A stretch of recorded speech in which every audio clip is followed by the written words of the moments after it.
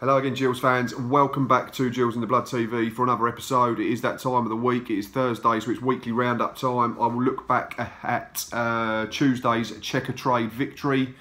A dead rubber to plenty, but for those that played, obviously it was a worthwhile exercise, and we did win a football match, which is good. And then we'll look ahead to Saturday's Sky Bet League One fixture as we travel to Oxford, a resurgent Oxford, unbeaten in 6, I believe, but we will have a look at them in more detail in a little while. FA Cup draw has been made. If we do get through our replay versus Hartlepool United next week, then we travel to either Sutton or Slough in the second round. So a favourable draw on paper, but we also are very aware that football is not played on paper, so we have to get our job done first against Hartlepool. But yeah, before that we have a big league game. But back to Tuesday, Checkatrade Trophy. Crawley could still qualify if they'd won the game, and Tottenham lost to Portsmouth, I do believe. We were already out, unfortunately, but a much-changed Gillingham side did come from behind to win 2-1. Decided against attending this week, which is very unusual for me, but fair play to all those that were involved, and picked up the victory. Like I said, it's a competition that's much maligned by plenty. I myself don't agree with the format of it since it changed and we was allowing in under 23 sides of those in divisions above. But if there'd been something riding it, I probably would have still gone along to the Priestfield and had a look, but I decided against it. But regardless of your thoughts on the competition, like I say, a much changed Gillingham side did come from behind. Dominic Pollion opened the scoring, and as I tweeted the other day in other news, water is wet, the sky is blue, the sun is yellow. That's now, I think, 5 in 6 seasons or 6 in 5 seasons against us for now Crawley, Wimbledon, Bradford, Oldham. He just loves playing against us. But we dug in, come from behind, and goals from Elliot List and Bradley Stevenson secured the win. Yeah, and it's a worthwhile exercise for the likes of Dean Parrott, Bradley Garmston, Billy Bingham, Josh Reese, all coming back from injury. Elliot List, he's been in and out of the side this year in terms of league games. And then we had youngsters play. Bradley Stevenson come off the bench, got the winner. Nolan Bow started the game. Aaron Simpson was bright and had a really good game. Thomas Hadler staked his claim, and I was really happy for Tom. I put something on our Instagram account and said that's his first senior victory for us. Unfortunately, he's played in games where we've conceded heavily so far.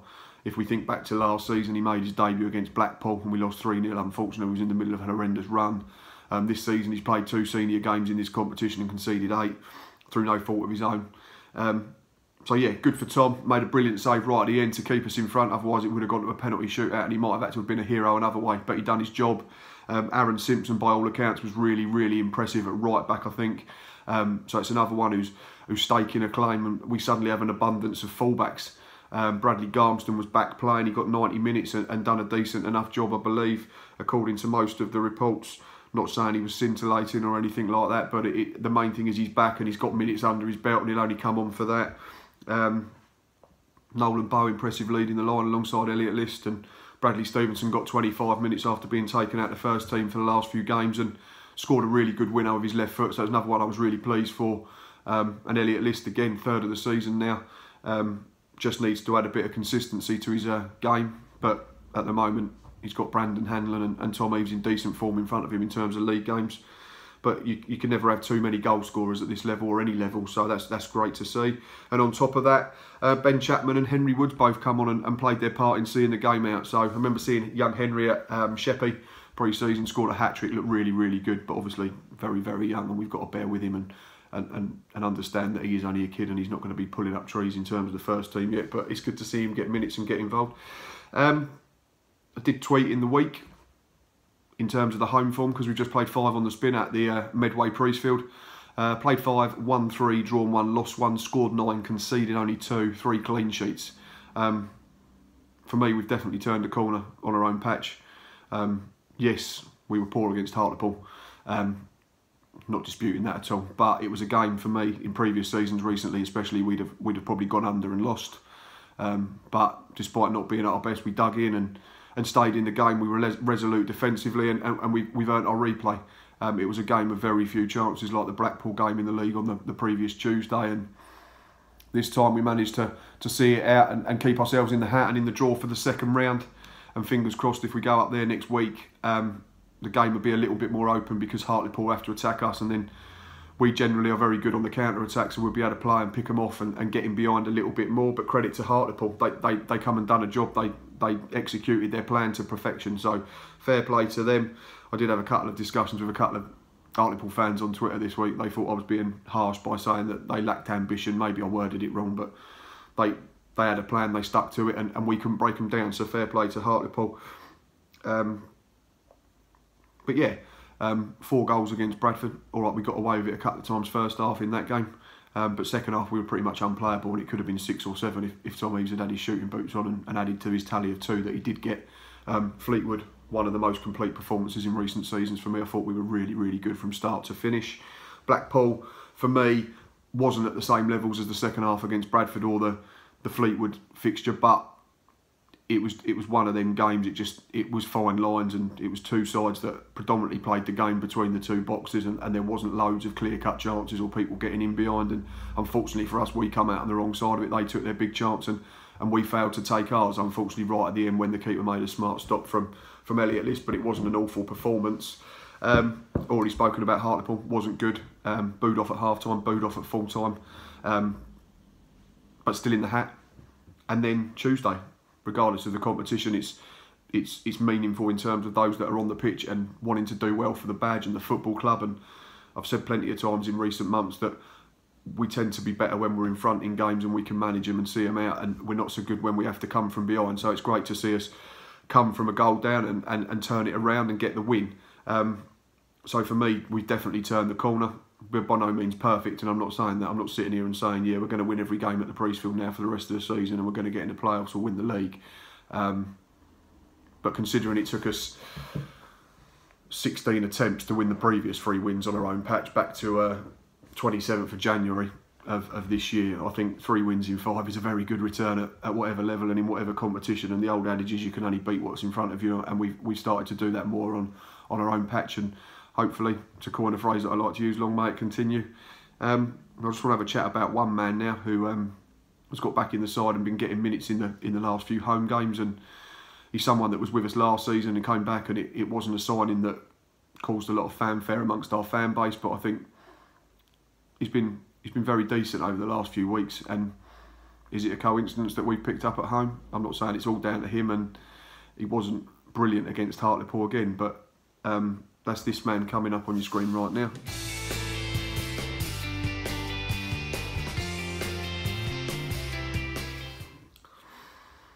That is our Spurs loanee, Connor Ogilvie. As I've already mentioned, he was with us last season. I thought he took a while to get going, I won't lie. I wasn't his biggest fan during the last campaign. But this season, when I've seen him, I think he's been mighty impressive. Hartlepool, I think he's probably smart enough to agree that it wasn't his best performance, and I believe he got taken off at half-time, and we brought on Billy Bingham and went back to the diamond from the 3-5-2 wing-back system that we was employing in for the first half.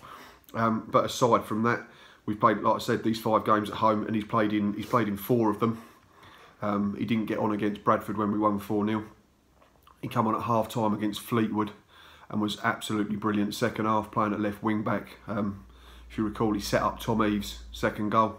The header at the far post stood up a brilliant cross from the left. There was another couple of times where he got into good positions and delivered really dangerous balls into the box. He was resolute and solid defensively and done his job. Didn't really give them a sniff. Got 88 minutes on the following Tuesday against Blackpool, and again, he didn't really do anything wrong. Certainly was no blame apportioned to him for the goal that we conceded, and again, he was generally solid and he was trying to get on the front foot. Hartlepool, I've already said, he got bought off at half-time. He wasn't great first half, but who was? And then Tuesday night, he played centre-half alongside Alex Lacey, and despite conceding the first goal, it says that in the report by Luke Cordell in this week's Medway Messenger that him and Alex marshalled defence superbly, even after going behind, and he picked up his first Senior Man of the Match award. So that's great to see. That's only going to fill him with confidence, and moving forward, that can only benefit him, and it can only benefit us. He plays 3 positions. He can play left back, orthodox. He can play left wing back. He can play left-sided centre back, which means if he is in the side, you can change the system without having to change personnel, and I think that's always a good thing. One thing that's impressed me massively this season I felt last time if you gave him the ball, he'd let it run across his body and then he'd have to drop back yards, and then he's cutting down the angle in terms of being able to release a pass, and then he's only got one option, and that's to knock it down the line. And then obviously if your fullback heads it back towards you, you're back on the back foot. But what I've seen from him so far, especially in the last month, is that people are giving him the ball square and he's having a touch and getting it out of his feet, and he's being positive and he's driving at the defenders and he's pushing his fullback back and getting opposition defenders and midfielders or wingers running back towards their own goal, which no one likes to do as a defender. And it's completely changed the way he's playing the game. And if we've got the ball, obviously other teams can't hurt us. He's been better in possession. Like I say, a superb assist for Tom Eaves against Fleetwood recently, and a man of the match award Tuesday. So all the signs are positive that he's continuing to improve. And we said a couple of times last season, he obviously comes from Tottenham Hotspur, who teach their kids how to play the game the right way, if that's the correct word. And there was a couple of times last time where I thought, I'm not sure he's a Tottenham type player. But this season, like I say, credit to Connor, he's been really good. Is it a coincidence that we picked up recently and he's been in the side?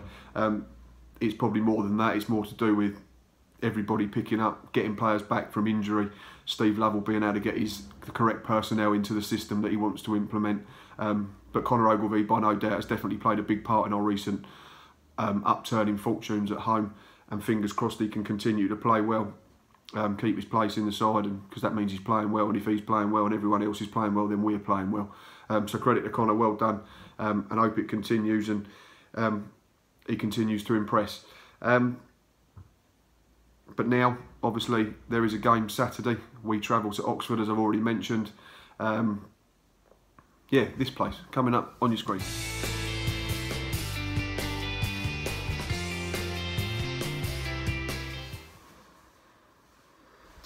In terms of form over the last 6 and home and away, they have taken 10 points from the last 18 available in League One. They've won 2 and drawn 4, so there's a lot of stalemates in there. We have 7 points from 18, which is 2 wins, a draw and 3 defeats.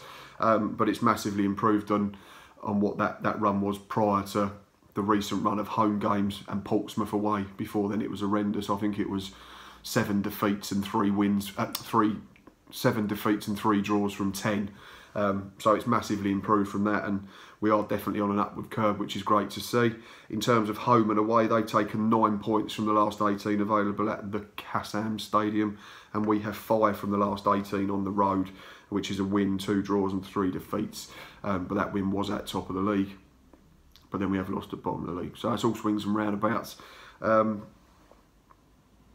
then, like I've already mentioned, we've only conceded 2 in our last 5, all at home though, so that might not have a massive bearing on what happens on Saturday. But like anything, good results, good performances breed confidence and give you momentum, and hopefully we can take that into the fixture.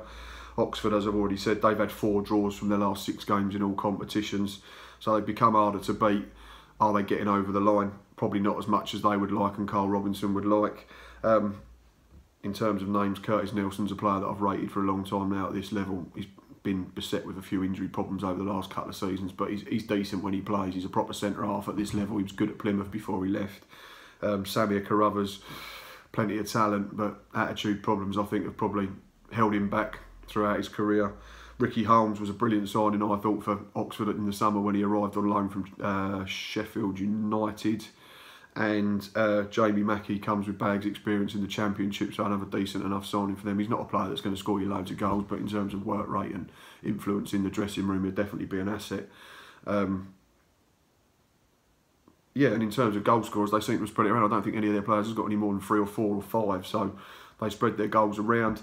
So we're going to have to be wary of threats that they pose. Ricky Holmes will be a massive threat from set plays. We know of his quality from his time at Charlton. In terms of team news for us, Callum Riley's only 50-50 for Saturday, and Josh Parker is away on international duty. But apart from that, we have a full squad to pick from. So, a team, I'm going to make a couple of changes. These might be controversial, a couple of them. I am going to go back to Thomas Holy in goal for the weekend. I'm going to play the Diamond 4-4-2. I'm going to have Barry Fuller at right back, Max Amer and Gabriel Zaquani paired as a centre-halves, and I'm going to have Connor Ogilvie at left back. My diamond would be Dean Parrott at the base, Mark Byrne and Billy Bingham from the side, Regan Charles Cook at the point, and he would play in behind Thomas Eaves and Brandon Hanlon. People are going to jump on me and say, why have you pulled Darren Oldacre out of the side? I think in a similar way to Bradley Stevenson. He was very good against Bradford. He was probably even better against Fleetwood. Blackpool, Hartlepool, one of them days where things didn't quite come off so easily for Darren. And he does make the game look ever so easy when he's on it. You only have to look at his ball for Tom Eaves' goal against Bradford, and then his ball to the same player for the goal against Fleetwood. It all just comes so very easy to him. He's got loads of natural ability, but I don't think it'll do him any harm just to have a week away. He is only young. He's played a lot of football recently, having not been in the side before that. So I don't want to risk injury with him or anything like that. Because like I've said, we have now got what's pretty much a full squad to choose from, and we don't want to get away from that, because generally when we do have our first 11 available or as close to it, we are better. So that's my reasoning for playing Dean Parrott in there, who's a very good footballer at this level and has got minutes recently, coming back from injury. So that is my reasoning. My bench would be Thomas Hadler, Alex Lacey, Luke O'Neill, Darren Oldacre, Navid Nasseri, Elliot List and Nolan Bow. I think he deserves his place on the bench. By all accounts, he was very impressive at the weekend. Not the weekend, sorry, Tuesday night. He did send me a message on Twitter, bless him. I do apologise, Noel, I've been spelling your surname wrong for about 4 years. There is no apostrophe, so slap my wrist, I will not do it again. But I'm not the only one, just saying. Plenty of people do put the apostrophe in, and maybe that's where I got it from. But we had a good laugh about it, and he was absolutely fine, and I said to him, good luck for the rest of the season and keep pushing on and doing your thing, and goals will come, more minutes will come, and again, that can only benefit us as fans and a football club, because you can't have too many people playing well. Right, in terms of a prediction,